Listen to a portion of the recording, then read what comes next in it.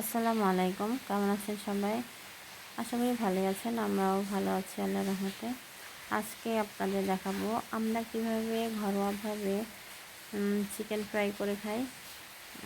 আর এখানে প্রয়োজনীয় বাটা মশলা, গুঁড়া মশলা দেওয়া হয়েছে। প্রায় 1.5 কেজি পরিমাণ মুরগির গোশ হবে।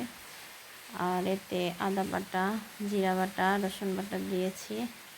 আর গুঁড়া মশলার মধ্যে মরিচের গুঁড়া, ধনিয়ার গুঁড়া, গরম মশলার গুঁড়া, আর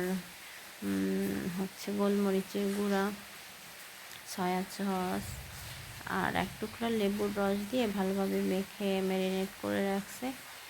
তারপর এটা বের করে কোডিং করে তারপরে ভাজা হয়েছে। যদিও কোডিং করা ভাজার ভিডিও ক্লিপ নিতে খেয়াল নেই, খাওয়ার সময় মনে পড়েছে, তাই এই ভিডিও।